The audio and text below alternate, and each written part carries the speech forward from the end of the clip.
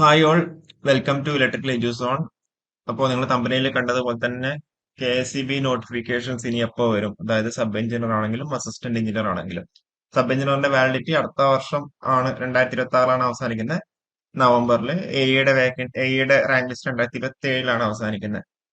പക്ഷെ എയുടെ കേസിൽ നമുക്ക് അവിടെ അതിന് മുന്നേ തന്നെ എല്ലാവരെയും അലോട്ട് ചെയ്യാൻ സാധ്യതയുണ്ടെന്നൊക്കെ കേൾക്കുന്നുണ്ട്. എനിവേ എയുടെ കാര്യം നമുക്കത് പിന്നെ നമ്മൾക്ക് പറയാം. നമ്മൾ ഇന്നത്തെ വീഡിയോ നമ്മൾ സബിനെ പറ്റിയിട്ടാണ് നോക്കുന്നുണ്ടാവുക.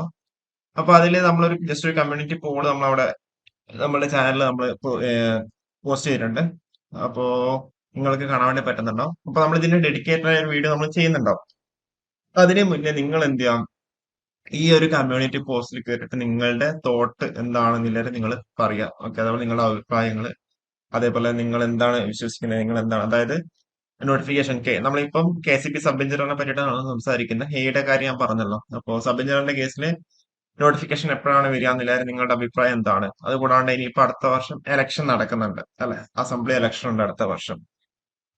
അടുത്ത വർഷം ഏപ്രിൽ മെയ് കാലഘട്ടത്തില്.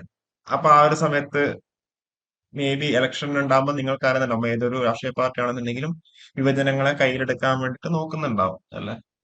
അപ്പൊ അങ്ങനെയൊക്കെ ആകുമ്പം അത് ഇതിനെ ബാധിക്കും. അതായത് നോട്ടിഫിക്കേഷൻ ആ ഒരു സമയത്ത് മാർച്ചിലൊക്കെ ആകുമ്പോൾ ഇലക്ഷൻ പ്രഖ്യാപിക്കുന്നതിന് മുന്നേ തന്നെ ഫെബ്രുവരി ഒക്കെ ആകുമ്പോഴത്തേക്ക് വരുമോ?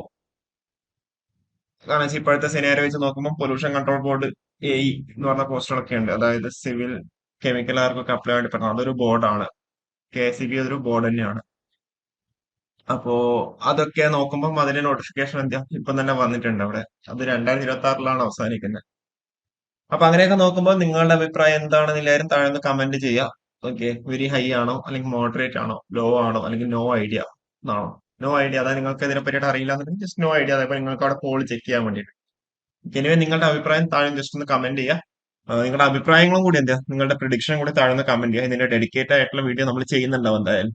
എനിവേ നിങ്ങളുടെ ഒപ്പീനിയൻ, കാരണം വെച്ചാൽ നമ്മുടെ വീഡിയോയുടെ താഴെ പല രീതിയിലാണ് കമന്റ്സ് വരുന്നത്. അപ്പൊ നിങ്ങൾക്ക് വേണ്ടി ഡെഡിക്കേറ്റഡ് ആയിട്ടൊരു കമന്റ് ചെയ്യാനുള്ള സ്പേസ് നമ്മൾ തന്നതാണ്. അപ്പോ ഇതിന്റെ ബേസ് ആയിട്ട് നമുക്കൊരു വീഡിയോ നമുക്ക് എന്തായാലും ചെയ്യാം. Okay, thank you.